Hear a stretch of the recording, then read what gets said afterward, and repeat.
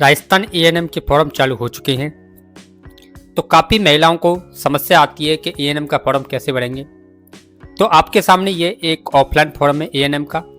तो आज मैं आपको इस फॉर्म को भरना बता देता हूँ कि इस फॉर्म को कैसे भरेंगे। साथ ही मैं आपको बताऊँगा कि इसमें कौन कौन से महत्वपूर्ण दस्तावेज लगेंगे। इसके अलावा यह भी बताऊँगा कि यह फॉर्म कहाँ और कब तक जमा कराना है। तो इसके लिए मैं आपको ले आता हूँ एक एएनएम फॉर्म की ओर। तो आपके सामने ये एएनएम का फॉर्म दिख रहा है, जो कि 2 पेज का फॉर्म है। ये पहला पेज इस तरह का होगा और दूसरा पेज इस तरह का होगा।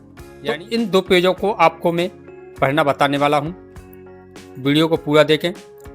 उन महिलाओं को इस वीडियो को जरूर शेयर करें जो महिला एएनएम का फॉर्म भरने में परेशानी हो या फिर उनको फॉर्म भरने में कोई भी समस्या आ रही हो। तो इसके लिए मैं आपको ले चलता हूँ एएनएम फॉर्म की ओर, जो कि भाग ए है और 26, 27 सत्र। तो सबसे पहले आपके सामने एक ऑप्शन दिख रहा होगा, स्वयं का पासपोर्ट साइज का हस्ताक्षरित फोटो चिपकाएं।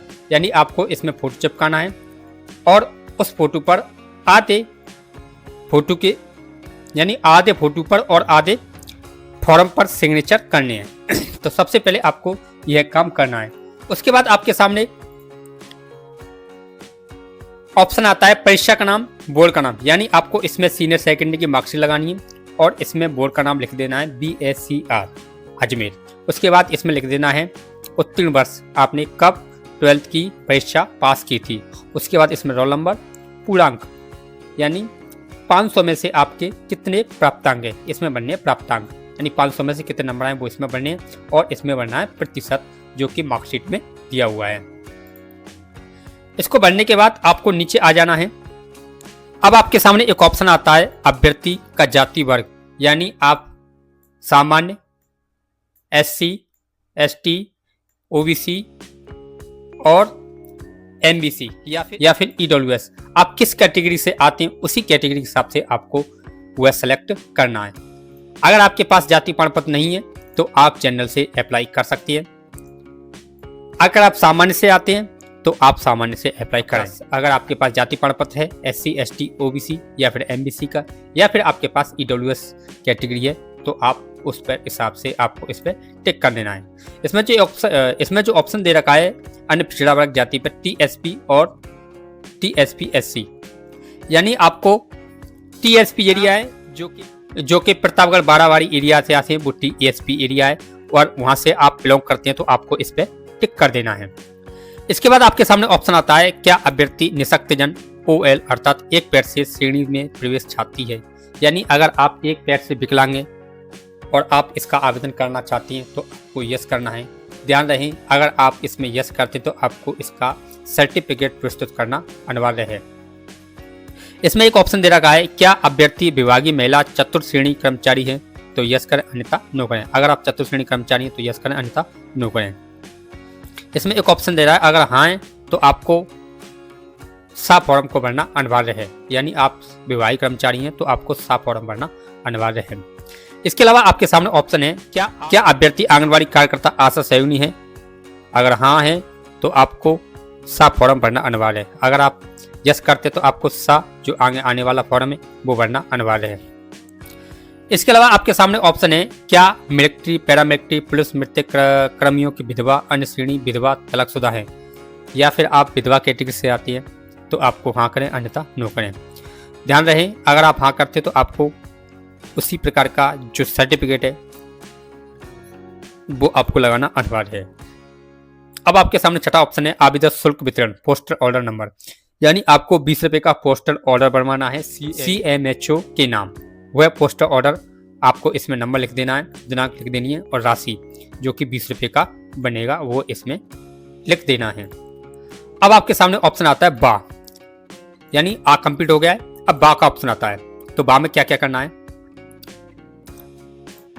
तो बा में इसमें अभ्यर्थी का नाम, किसमें, हिंदी में, अभ्यर्थी का नाम कैपिटल यानी अंग्रेजी में कैपिटल अक्षरों में, पिता का नाम यानी अभ्यर्थी के पिता का नाम हिंदी में, वहीं पिता का नाम इंग्लिश में भर देना है। उसके बाद अगर आप विवाहित है तो पति का नाम लिखना है, अगर आप अविवाहित है तो कुछ नहीं लिखना है, इसको खाली छोड़ देना है। अब आपको इसमें जन्म तिथि देनी है कि आपकी क्या डेट ऑफ बर्थ है। ध्यान रहे डेट ऑफ बर्थ के रूप में आपको 10th की मार्कशीट प्रस्तुत करना अनिवार्य है। इसमें जो दिनांक दे रखा है 8वें नंबर पर दिनांक 31/12/2025 को आयु आपकी कितनी हो रही है, यह आयु आपको भर देनी है। इसके अलावा आपको इसमें फ़ोन नंबर देना है। फ़ोन नंबर तो आपके पास होगा ही नहीं, तो आपको सीधा इसमें मोबाइल नंबर टाइप कर देना है और इसमें डाक का पता लिख देना है। डाक का पता मतलब आपका जो गांव है वो लिखना है, तहसील, पोस्ट ऑफिस, जिला, राज्य और पिन कोड, यानी पिन कोड सहित आपको यह डाक का पता लिख देना है। अब आपके सामने एक ऑप्शन है हस्ताक्षर आवेदक, इस पर आवेदक की हस्ताक्षर कर देनी है। जो कि मैंने पहले बताया था कि जो कि पहले ऑप्शन आ रहा था सहभाग भरना जरूरी है, तो यह सहभाग आपके सामने आ चुका है। यह ऑप्शन केवल विभागीय महिला चतुर्श्रेणी कर्मचारी आंगनबाड़ी कार्यकर्ता आशा सहयोगी के लिए है, यानी अगर आप इस कैटेगरी के अंतर्गत आती हैं तो आपको यह भरना अनिवार्य है, अन्यथा इसको आप खाली छोड़ सकते हैं। अगर आप इस कैटेगरी के अंतर्गत आते हैं तो आपको अभ्यर्थी का नाम, पिता का नाम, पिता या पति का किसी में से एक का नाम दे सकते हैं, पद, किस पद में आप कार्यरत थे, चतुर्श्रेणी कर्मचारी हैं या फिर आंगनबाड़ी कार्यकर्ता हैं या फिर आशा सहयोगी हैं, तो आपको वह पद लिख देना है। उसके बाद नियुक्ति, वर्तमान पद स्थापन, वर्तमान में आपका कहाँ पर ड्यूटिंग है यानी ड्यूटी है। उसके बाद इसमें जिला भर देना है और इसमें आवेदक के हस्ताक्षर कर देने हैं। उपरोक्त विवरण कार्यालय रिकॉर्ड के अनुसार सही है, यानी इसको आप खाली छोड़ देंगे, इसमें कुछ नहीं कर देना है। अब आपके सामने ऑप्शन आ गया दा, यानी आपको दा में घोषणा देनी है। इसमें नाम, पुत्री या फिर पति का नाम या फिर पिता का नाम, उसके बाद सत्य प्रतिलिपि का विवरण या आपने कौन कौन से डॉक्यूमेंट्स लगाए हैं। इसमें दिनांक भर देना है, स्थान भर देना है और इसमें आवेदक के सिग्नेचर कर देने हैं। इस तरह आप अपने फॉर्म को भर करके आप नजदीकी पोस्ट ऑफिस में जाकर के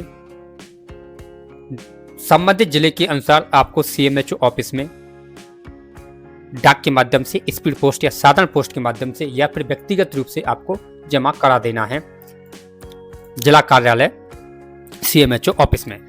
इस तरह आप अपना ANM का फॉर्म घर बैठे आसानी से भर सकते हैं। अगर आपको फॉर्म भरते समय कोई भी समस्या आती है तो आप मुझे कमेंट बॉक्स में जरूर बताएं। अब इसमें जो मुख्य दस्तावेज लगने वाले हैं वो एज के रूप में 10th की मार्कशीट, साथ ही क्वालिफिकेशन रूप में 12th की मार्कशीट। इसके अलावा अगर आप SC ST OBC कैटेगरी के अंतर्गत आते हैं तो आपको जाति प्रमाण पत्र लगाना अनिवार्य है। साथ ही आपको राजस्थान निवासी होने का मूल निवास प्रमाण पत्र लगाना है। उसके अलावा आप अपने पास एक आधार कार्ड और जन आधार कार्ड की कॉपी जरूर लगाएं।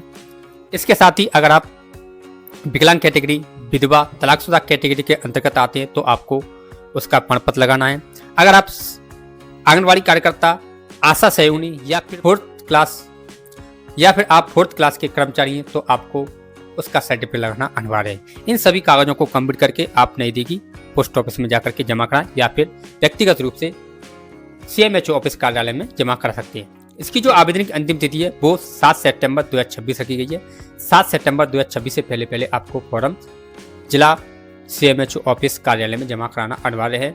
जैसे ही फॉर्म जमा हो जाते हैं तो उसके बाद आपकी मेरिट निकलेगी। आपका मेरिट में नंबर आ जाता है तो आपको आपका एडमिशन कन्फर्म हो जाता है। इस तरह आप ANM के फॉर्म भर के आपको कार्यालय में जमा करा सकते हैं। बाकी अगर आपको वीडियो अच्छी लगी तो वीडियो को लाइक जरूर करिएगा, दोस्तों को जरूर शेयर करें जिससे कि कोई भी व्यक्ति ANM का फॉर्म भरने से वंचित ना रहे। अगर वीडियो अच्छी लगी तो वीडियो को लाइक जरूर करिएगा। अगर चैनल पर नए हैं तो चैनल को जरूर सब्सक्राइब करें तथा आने वाली वीडियो देखने के लिए बेल आइकन जरूर दबाएं। धन्यवाद।